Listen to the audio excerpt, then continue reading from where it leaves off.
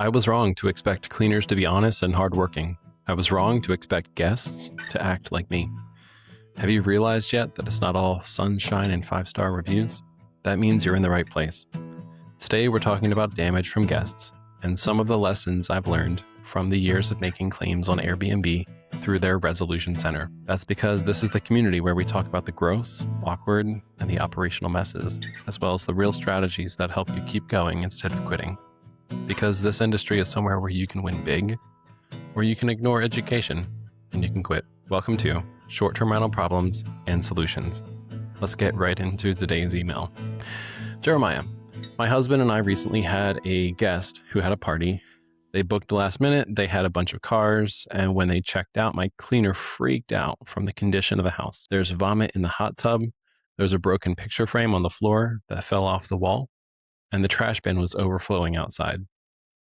The surfaces like floors and furniture are sticky and there's no explanation. Strangest among them is that there was a ladder in my bar area and I have no idea where it came from. What would be your approach to an Airbnb claim? This will be my first one. Thanks, Julie. Well, Julie, my first piece of advice is to never make a big decision when you're in a valley.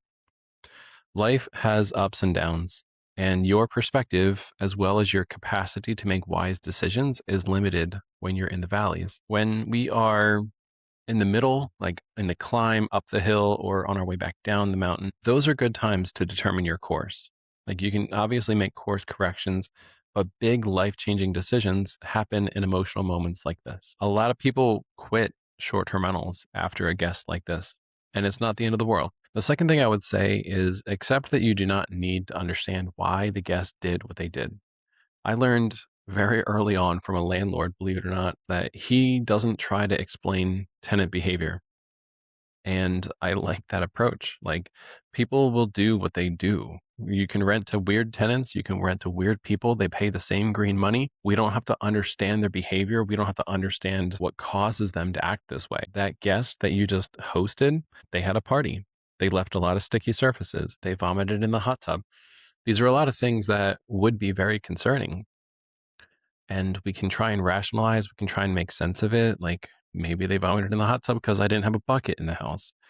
But then we get too bogged down in these details and in the weeds sometimes. So I'm going to recommend that you just learn from this experience what you can, implement those strategies for the future, for sure. Just don't draw conclusions using experimental probability with such a limited data set. Now, I know I was a math teacher and that phrase might not make sense to a lot of other people, but you can't take this one guest as a representation of what every guest is going to be. If you're going to determine what guest behavior is going to be, you have to go from a very large sample size. Take 15, 20 guests and try and figure out what is typical, right? But in this situation, this is the first issue that you've had at your property that was a big enough deal for you to go after an Airbnb resolution. So my recommendation is to, just implement some strategies, maybe provide some more cleaning products for your guests to use, more trash bags, more cleaners, Formula 409, dish soap, and just move on. So the third thing I would say before we get into the bulk of answering your question is that this experience probably seems like a worst case scenario to you, but the way your email was going, I was expecting some serious damage when all I actually see is a ton of cleaning. And that's not to make light of, the issue with the guest, but I don't see anything damaged here that's actually significant. So I think that this is probably being so amplified because of your relationship with your cleaner. And I get it completely. When you have a good cleaner, you treat them like family. Any disrespect to your house means additional work for them, means something that we can and probably should take personally. The thing is, this guest wasn't thinking about your cleaner, and it's not a personal attack. A lot of times cleaners look at, their fixed rate for cleaning your house as something that requires a little work versus a lot of work. So in this acceptable range that they're not going to charge you extra for, you might have, only one bed was used and that everything in the house was left clean. And in the last case, and like the worst case, it's like everything is dirty. All surfaces have some sort of attention required. Every single bed was made, all the laundry, like the house was fully used. We've got, you know, dirt tracked in on the floor. We've got to mop. Everything needs attention. All surfaces need to be wiped down. Like it can be quite intense. But like every cleaner kind of has a limit to their range of acceptable cases. So when they go beyond that, there's a lot of things that are impacted, and it's not necessarily reflective of how bad your guest was. So they're being a bit of a drama queen, which completely understandable. They're being very protective of your property, which is a good thing for a cleaner to be. And they are getting you ready for an extra fee because they want to charge extra for this. They're being a bit dramatic because they want to charge like double their cleaning fee. Now, this is a full, like, deep clean kind of situation. And in reality, this is their reaction when they get to the property. It's not necessarily their reaction later on.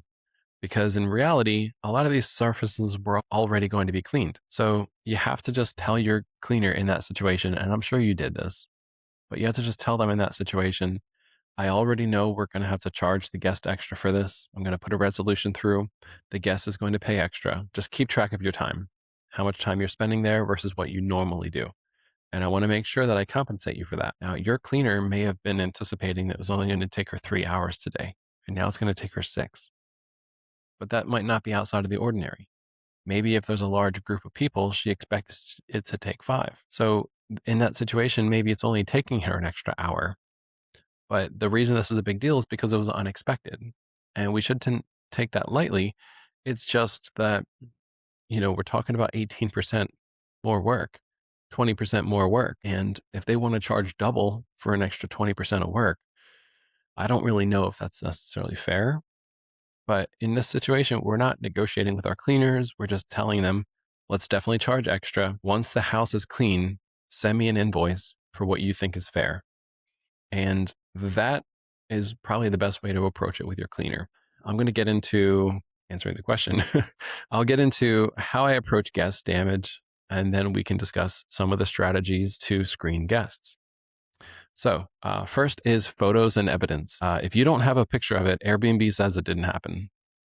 That's unfortunate. This is particularly troublesome when there's an issue like smoke, right? When there's a smoke smell in a house, and anybody can make a claim that it smelled like smoke, and then the guest can make a claim that it didn't smell like smoke. Airbnb generally will fall on the side that produces some sort of documentation. Like the guest can say, it didn't smell like smoke when I was there, it didn't smell when I left, and the host can make a claim that it did. Now, saying it smelled like smoke if it didn't smell like smoke is kind of insurance fraud, so you don't want to do that.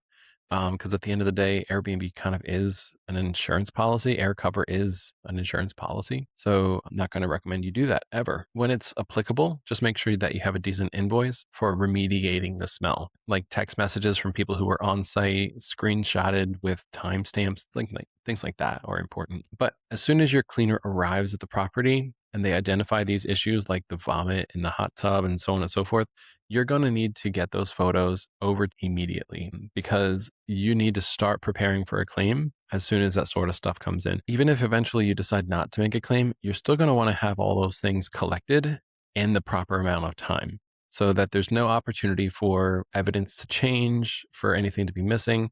You can ask for photos of all issues. So sticky surfaces is a difficult thing to identify. It's a difficult thing to take a photograph of, but it will have to be listed in the invoices. So that's the other thing is if you don't have a photo for something, you have to have an invoice for it. And you're in a better position if you have both photos and invoices. Any kind of documentation you have is going to be beneficial. Keep in mind that Airbnb doesn't review videos in their claims. In order for you to upload a video, you're going to need to submit the claim completely, and then they have to send you an email requesting you to upload that file. And then you're not uploading it to the cloud, you're emailing that. So like the video has to be low enough resolution or a short enough video that it can be emailed. So I think that's like 20 megabytes or less. So just another thing to keep in mind, they highly prefer the pictures should be JPEG. So you're going to want to, like get plenty of pictures, take things in time, and everything should be quickly. Like you should get all of this evidence together quickly as you can. Now, if you don't have a photo for it, I would caution you against using AI to create the damage. So, I know like you can get a picture of your house and then you can ask AI to add in a dirty mop bucket or a damaged bicycle or something to that effect. I know that that's possible. So does Airbnb. Editing your photographs like this could constitute insurance fraud because it's not actual evidence. But the second reason for that is I've actually shared photos with people before and they've said, hey, I can tell this was edited by AI. So there may be some information in the metadata of your file or like coded into these pictures that enables insurance companies to identify fraud. And you just don't want to do it. Just get photos of the actual damage and use those photos. The only editing you can do is maybe making it lighter, darker, cropping it, whatever. But I would not recommend adding things into the picture or taking things out of the photo for this purpose. Now, we mentioned that this stuff all has to come together quickly. So I'd say absolutely soon as possible. You do have a 13-day window from when the guest checks out to make your claim, but the sooner the better. And I would not hold off and wait for better documentation either. So I've actually written invoices for my cleaners in the past to facilitate getting these invoices together quickly and processing the claim. Because, obviously, if you allow too much time to go by, Airbnb is less likely to accept your claim, or they're less likely to find it as credible because of the amount of time that's passed. So, again, I just recommend getting these things together as quickly as possible. If you have to create an invoice for somebody, just make sure that you use information that's actually accurate. The actual amount is accurate, the cleaning service name, the handyman's name, email, phone number, and their mailing address. Like all those things should be accurate and things that can be found on Google should the Airbnb representatives actually look this stuff up to verify the accuracy of the invoice. And if you have another invoice from that cleaning service or another invoice from that handyman, you're going to want to copy that as closely as you can. Now, I mentioned that you're going to be dealing with AI. Let's get into that. So, this whole resolution process, I'm pretty sure the specialized team that you can only email is just an AI team. And I haven't actually got real confirmation on that, but I think the consensus among hosts and Airbnb representatives is that their team is not a bunch of people, even though they've emailed me after like insults saying, no, it's people. Oh, why can't they call me then? Why can't I speak to somebody? And why can't we escalate this? And why can't we accept that they're fallible?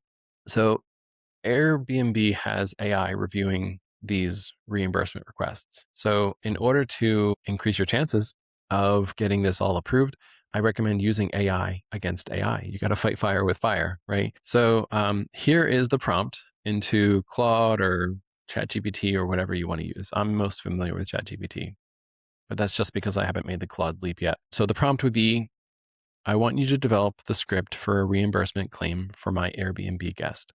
Your text should be up to 2,500 characters. I will first send you a summary of the claim in my own words. Then I will share the photographic evidence, then the invoices.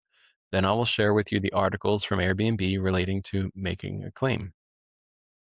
Then you should ask me clarifying questions on key details, one at a time, allowing me to respond to one question at a time. When you are done asking questions, you should tell me what parts of the claim seem weak to you and give me the opportunity to defend my position. When I feel like we are ready to make the claim, I will prompt you to generate the script of the claim. Sounds like a pretty decent prompt, right? And this is actually the process that you're going to go through. Go through first with ChatGPT or Claude or Gemini or whatever, and have it generate like up to 2,500 characters, a defense, a description, a claim that you are making to air cover. But for it to make that, you have to actually train it.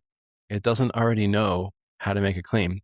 So you're going to want to feed into it Airbnb's policies in order for it to reference those policies, which is again something that it will do if it's got that information. But Claude doesn't already know this stuff. Now, you can train AI on how to do this one time and then have it store that in memory. And then it'll be easier to go back to it each time. But this is Julie. This is what I would recommend doing. So, step number 2 is to follow through that script of your description, your evidence, everything else. The resource center is on Airbnb.com. Just click the little hamburger menu to where it says resource center, type in some questions on there, like how to make an Airbnb damage claim, and it'll pull up an article on this. You take that link, share it with your AI so it can analyze that page, so on and so forth. I would probably pull like 5 or 6 articles. And then as you go through that resolution process, I would take the terms and conditions from Airbnb as you're going through it about what works and what doesn't work in case AI wants to edit and change things. So step 3, the next step in your claim process is to make this request reimbursement to the guest. So you're going to request that the guest pays you back for the damage. Hey, there was some extra cleaning to do. My cleaner got very upset. She actually cried on the phone with me. Please, would you consider paying this? I've already paid the cleaner and I feel like I shouldn't have to be in this position. So I would ask you to do this and this, blah, blah, blah. Recognize that you're speaking to the guest here. It first goes to the guest. A lot of times they just don't respond. Sometimes they just hit deny and they don't respond at all. Sometimes they do respond and you have a conversation. Remember that once you involve Airbnb, that conversation is going to be reviewed. All of your messages with the guest. So you're not going to want to admit fault. You're not going to want to say that your cleaner might have been dramatizing the situation, anything like that could hurt your chances of getting this claim approved. When you make that request to the guest, remember, they might still have the opportunity to leave a review. So the timing on when you submit this, the way you treat that guest at this level, it's very important that you be diplomatic. Once the guest responds that they're not going to reimburse you, they're not going to pay this, then you click to involve Airbnb. Now, it's very important that you remember this next part. When you made your request to the guest, you uploaded all your pictures, files, invoices, all of that. The guest had the opportunity to review those things in order to, approve and pay or not. Well, now that you've chosen to involve Airbnb, you have to do that again. All of those files need to be re-uploaded because if you click to involve Airbnb and you don't add in all that evidence, Airbnb may never see that evidence and your claim could be denied, which means that you're stuck. There's not a whole lot you can do now. So that's the important part, is just make sure that when you involve Airbnb, you upload all of that information again. You take and copy and paste the script from AI that was generated explaining your defense, your position. You enter that into the correct place where it says, I think, description of the charge. And after that, you just have to answer the phone, check your email regularly, and respond to messages. So Airbnb will probably send you a confirmation email saying that they've received your reimbursement request for guest name. And you've just got to, be responsive, just like a good host, right? So when they ask questions, if they ask for video, this is actually the point where they'll send you an email requesting that video be uploaded, and then you can email them back. I wouldn't count on it. So in the original claim, I would probably add screenshots of the video, and I would make mention of that in the description, that if they would like to review the video, which there's screenshots uploaded, that they can email you so that you can forward that. So remember I mentioned that the guest may still be able to leave a review. So they could determine that they're going to leave a bad review because now you're charging them for damage that they felt was completely normal. So they might think that it's completely normal that there's, a vomit in the hot tub, or they might say that somebody just spilled their, I don't know, Bloody Mary into the hot tub. And it came across from your cleaners that there's vomit in the hot tub. So you want to be very diplomatic at this point. And if they didn't leave a review, you have to keep all of these things in mind. But if they already left a review, all bets are off. You can be evil, mean, angry, upset, whatever. Whatever helps you get this claim to work out. The thing is, if they already left a review, then you don't have to worry about them changing it, taking it down, anything like that. But if they didn't leave a review yet, they might leave you a bad review because of this reimbursement request. So that's why I say you need to exercise caution. Is their timeline to leave a review is also 13 days. And that's the amount of time that you have to make a claim. If they're going to leave you a bad review because of the claim, my strong recommendation is that you bait the guest into admitting this in the messages. Because anything other than like a direct admission of guilt is likely to leave you with a bad review that you can't get taken down. Airbnb doesn't have any common sense when it comes to enforcing their retaliatory reviews policies. They are definitely not on the same page. They are not here to protect hosts, and they don't care if guests stop coming to your house.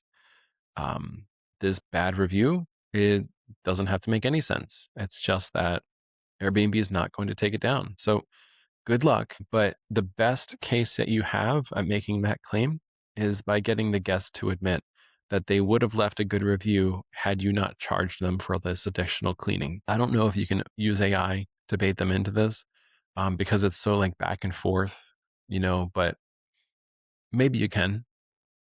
I just don't know for sure. My recommendation is just be careful. And then the last question about the reimbursement is, when will I get the money? It's usually like 1 week. There are some factors that'll cause this to be delayed by 1, 2, 3, 4, 5 weeks. I've seen these resolutions take a long time in some circumstances. I had a guest the first week of June, and this is now June 30th. And we are still processing through this claim with that guest. This is on the third week now, and you would normally expect these things to happen quickly, but that guest actually purchased insurance. They purchased damage protection, and then they ended up causing us to get like $1,500 in fines because of their behavior that was photographed by the HOA. So we actually have to put that whole claim through the insurance process. And the insurance company did contact us. They said they're still reviewing all the details, but they asked us for our mailing address, which I'm hoping means that we're going to get a check in the mail. I just don't know. Either way, the guest is pretty much uninvolved. Like we told them what was going on. Hey, your behavior caused these fines to come out. Not going to leave you a bad review. I just would like you to be cooperative and admit the truth when your insurance company asks you what exactly happened, because they're going to be reviewing this evidence. And there's no point to saying, oh, that's not us, because it was, and your insurance will cover this. Sometimes these claims take a while, sometimes they don't. Usually it's done quickly. I had a property owner one time for a property that I managed for all of like 1.5 months.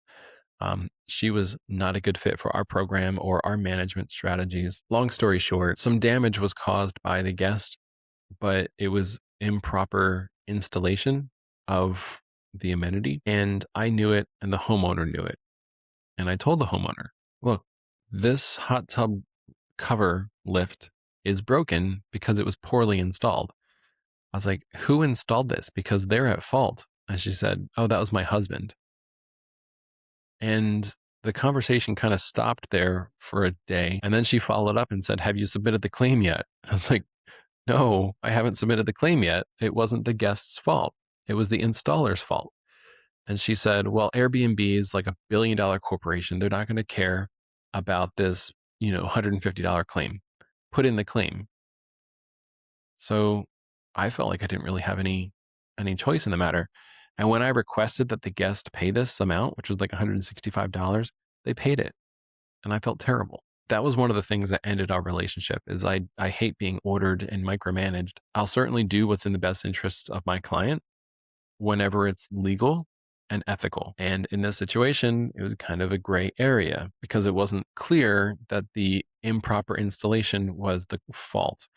At the time, I said, you know what, there's probably a 65% chance that it's just because this was improperly installed. When I found the product on Amazon, it said it had a weight limit of like 90 pounds. So that meant like it could have been the guest, but in its current installation, it probably was only able to hold like maybe 20 pounds. Anyway, that's getting into a whole nother topic. If you want details on that, I'd be happy to share them, maybe offline or on a future episode.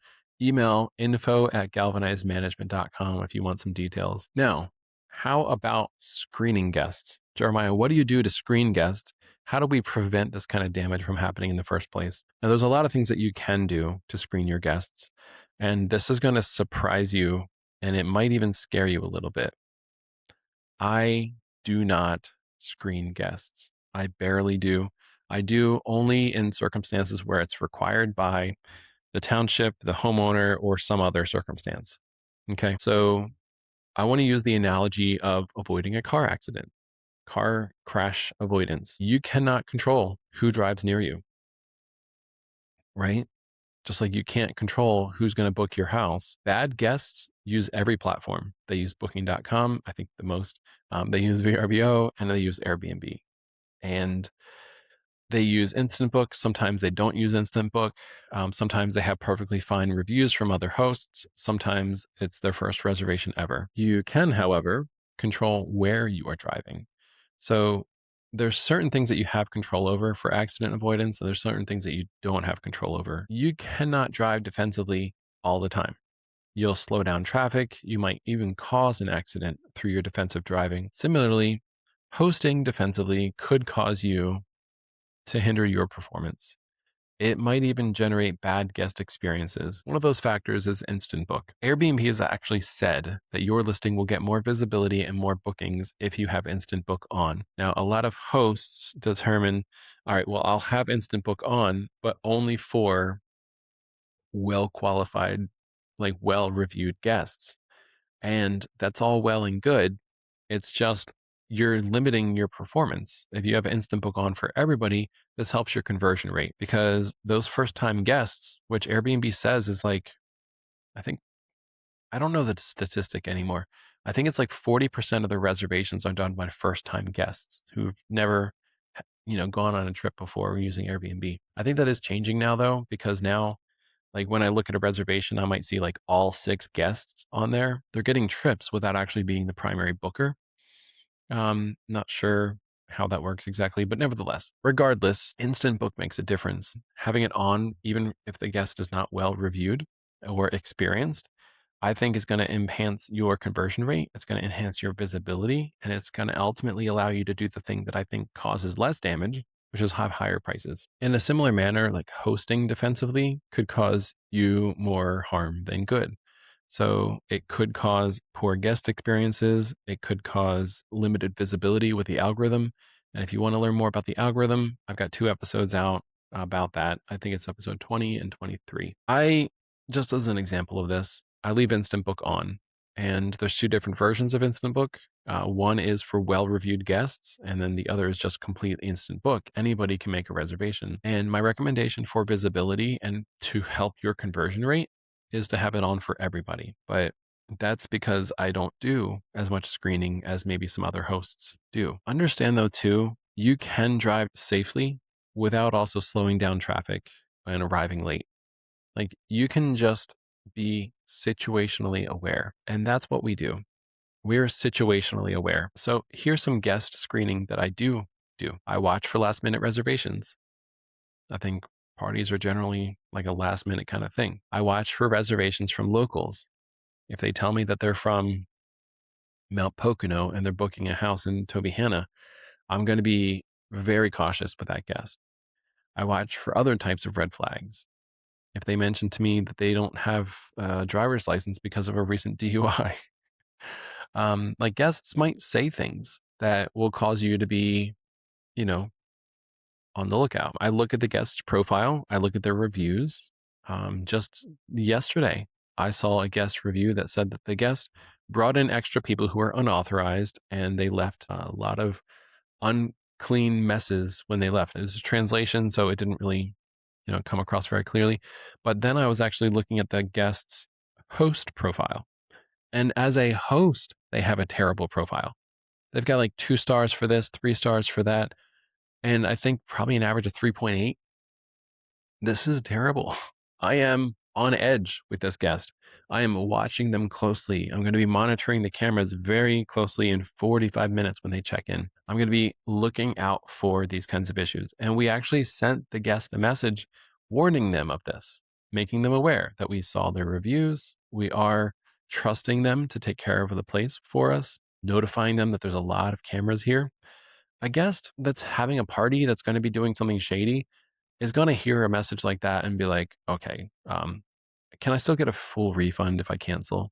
And the answer is yes, absolutely. I don't want to host you if you're going to give us a problem, cause damage, that sort of thing. Now, is it possible for somebody to have a party and not cause damage? Yes, absolutely. And Julie, I would say that that's kind of what happened for you. I mean, a picture frame falling off a wall is, I'm going to guess, a $20 picture frame. Now, it could be much more. I get that. But at the end of the day, like this is just excessive cleaning and it's going to cost maybe $300.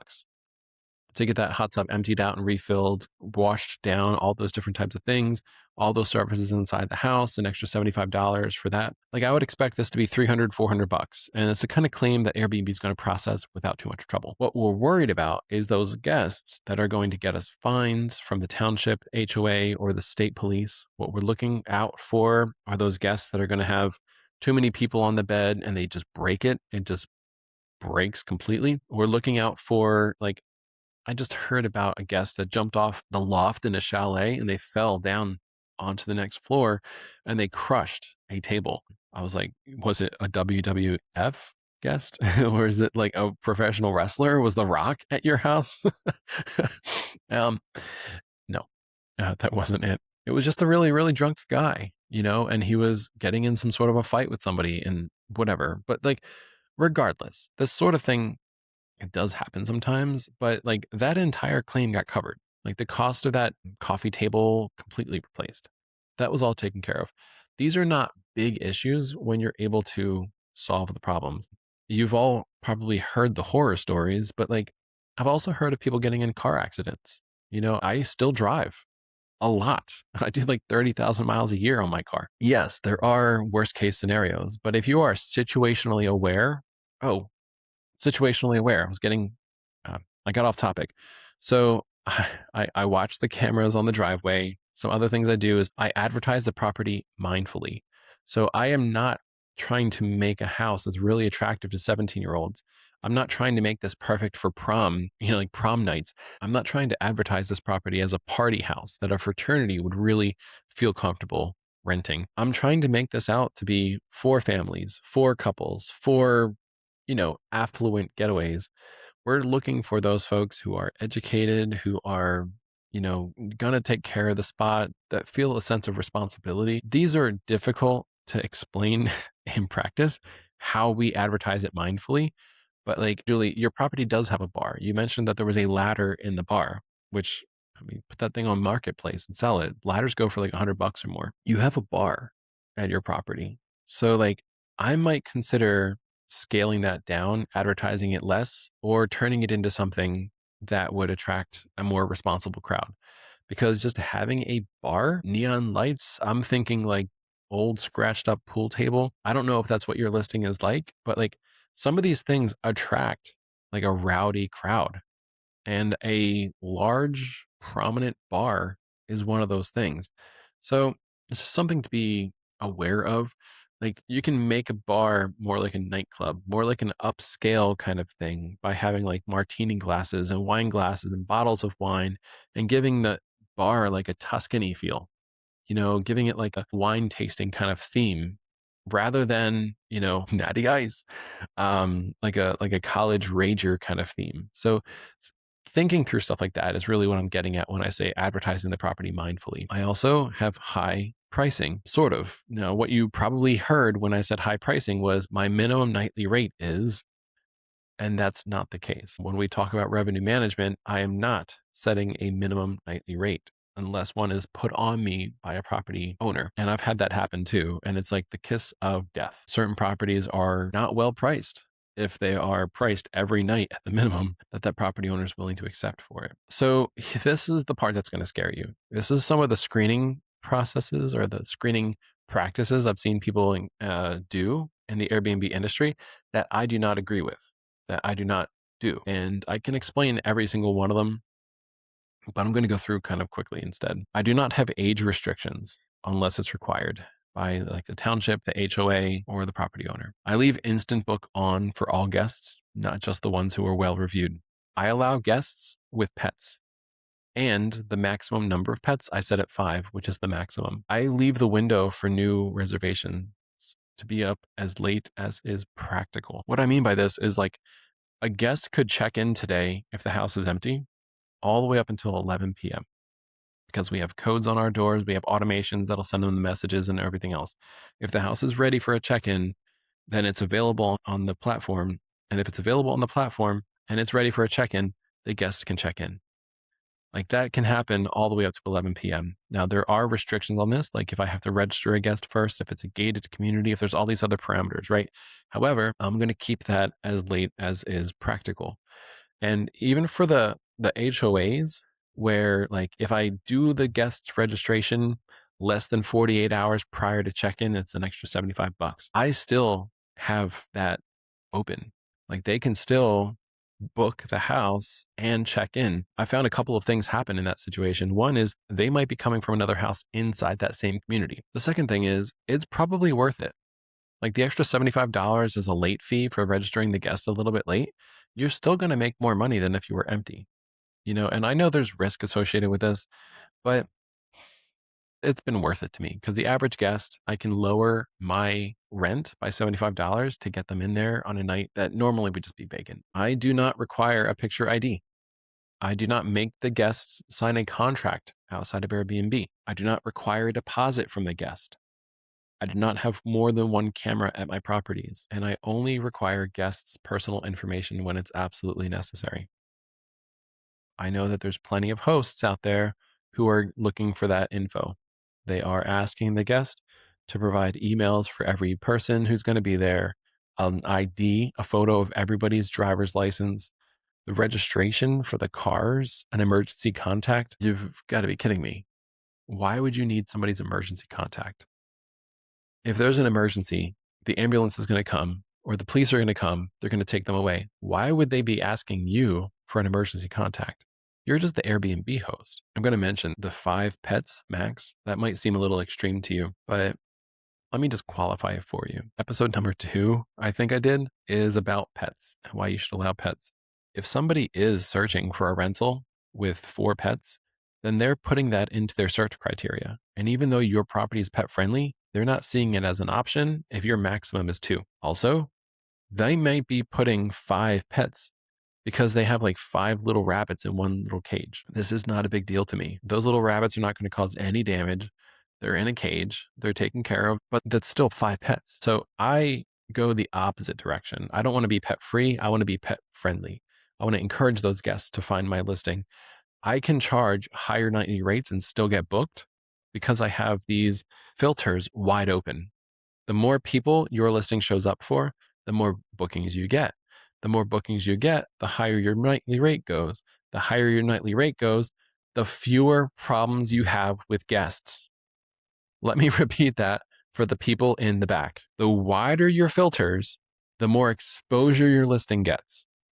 The more exposure you get, the more reservations you get. As your reservations increase, your occupancy increases, your price goes up. Price Labs will do this for you automatically.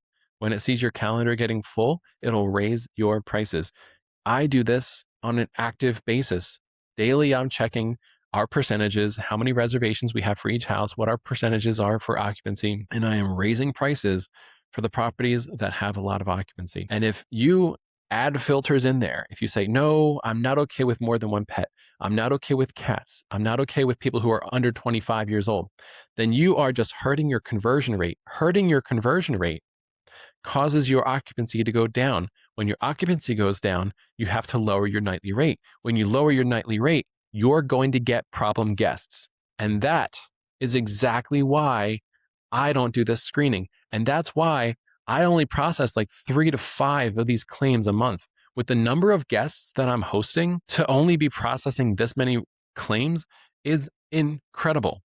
I speak to people all the time who are using, Evolve or Vacasa or whatever.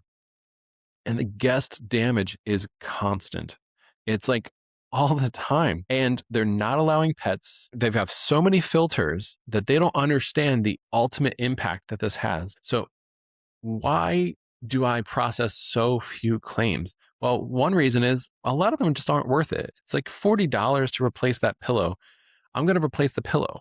I'm not going to charge the guest for the pillow being stolen. It's only $40. Like the amount of time and effort that you're putting into making a claim for that. Now, if it's like $1,000 worth of bedding, like, yeah, definitely make a claim. I think my threshold is based on the finances of the reservation, right? If the guest booked and they had a $400 pet fee, but there's $100 of guest damage because maybe there's like, I don't know, dog poop in the yard, my cleaner is going to charge me extra maybe for cleaning up the dog poop in the yard. Maybe that's an extra $75. I've got an invoice for $75. I have a $400 pet fee. I ultimately made $325 because that person had a pet there. Normally I make $400 and there's not feces in the yard. But in this situation, it's worth it. I'm not going to make a claim for this just because there's some sort of issue that has to be resolved. No, I think you need to bring your expectations of guests a little bit lower and not ruin their experience on Airbnb. I think that the platform will reward you for this. I think your reviews will reward you for this. I think your visibility will be rewarded by this. Nonetheless, you can make a claim when you want to, but Julie, you asked me my opinion on this, and that's what I'm giving you. My opinion is to get your night rate as high as you possibly can while maintaining high occupancy. And that is good management. That is what's going to cause your property to have less damage and fewer problems. So those strategies that I'm talking about, it comes back to the broken window theory. So when you've got a property that is the least expensive in your niche, then I feel like there's a reason for that. If you are the cheapest 5-bedroom or the cheapest house with a bar or the cheapest lakefront or the cheapest 3-bedroom or the cheapest apartment, there's a reason your guests are booking your property. And it's because they don't care what the condition of the property is. When you have bad reviews, when you've got like a 4.5-star rating, your guests are booking your property because they're planning to disrespect it. They're planning to not take care of it. Those are your problem guests. Those are the ones who are sneaking pets in and not paying a pet fee. Those are the ones that are going to be smoking in your living room. So you have to fix everything that's an issue. Like the broken window theory says essentially this, if I'm going to paraphrase it, it's when there's a vacant building in the city and people are walking by on the street, if they see one broken window, they feel like they can break more. When something doesn't seem like it's being taken care of, it's not being maintained, people feel like they've got this right that they can also disrespect that property. So when they are at your rental and they see like that your cabinet doors are off hinge and they're broken and they don't fit right and they're like askew, they're going to feel like they can just throw their bottle caps out into the yard. When they're in the hot tub and they can see like that there's, trash that wasn't picked up when the bear tore it apart, nobody picked up the trash. They're going to feel like they can leave bags outside of the trash can if it's difficult to open the trash can. See, the guest has a like subconscious thought process that, well, they're not going to care. So this is acceptable. And not only that, but like they're not actively going out of their way to cause damage. They're just like any excuse is good enough. Right. So I don't really want to get out of this hot tub and I'm going to have to walk across gravel in my bare feet to go like use the restroom. So I'm just going to pee here. Right. Like, why would that be a problem? That's not going to be a problem for me. But it is. That's the thing is it's going to be a problem for the host. It's going to be a problem for the cleaner because now there's urine in the hot tub and it stinks of bleach because that pool smell that you're used to, like that high school gym pool, like that's because there's urine in the pool. It's the reaction of chlorine and urine, urea actually. Watch the YouTube video on it. It's fascinating. Anyway, back to the point. Your guests are being given permission to disrespect your property when you don't maintain your property. And to give you a illustration of this, I'm going to tell you about Gary. Now, his name wasn't actually Gary, and I kind of feel like using his real name, but I'm just going to move on. So this was a 5-bedroom house in Lake Harmony, and this was a party house. It still is a party house. Before he bought it, it was falling into disrepair. And then he did buy it and he did a renovation, and COVID boom was amazing for him, and his property earned a lot of money. And he put in like a really, really, really big hot tub and this awesome setup. However, his renovations were very poorly done. His decor got worn, dingy, old, and just worn out over time, never got replaced. He didn't have like a cohesive theme to his house. So like it kind of made you think of like an old depressed clown when you walked through it. I mean, at least lately. Back in the beginning, it photographed really well, but today it just looks like an old depressed clown. The amount of carpet that's in this house, man, Moving on. So like he had bad renovations. To give you an example, there was stickers of marble on laminate countertops. So when that first went on, it looked incredible. It made the photos look really good. But 5 years later, those counters are all scratched up and they look terrible. And his guests are walking into that every single time. And not only that, but his guests are walking into this and then they're saying, "Hey, Gary, um, just want to let you know this is all scratched. That is stained. There's scuffs on the wall." And they go through a laundry list of all the damage they noticed when they got there because they don't want to be charged for it. They want to make sure it's on record that this damage existed when they arrived. But just that fact means that now they feel like they can do the same.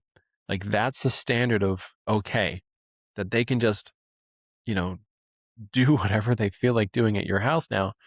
And there's not going to be any consequence. There's not going to be any reimbursement request because you're not going to fix any of it. I could keep going on. His hot tub had no filter. Like you might say, how do you run a hot tub with no filter? He told me, Pocono Pool, they told me that I don't need this filter. So I've been running it without a filter. Well, you keep on having issues with your hot tub. Your guests keep complaining about the hot tub. There's a lot of problems going on here. And I think you should have a filter for your hot tub. Maybe they told you you can run it without a filter. Um, but I think you might be better off getting a filter for it because you can also run it with a filter, right? And this hot tub could fit like 10 people in it. And sometimes you do get 10 people in it.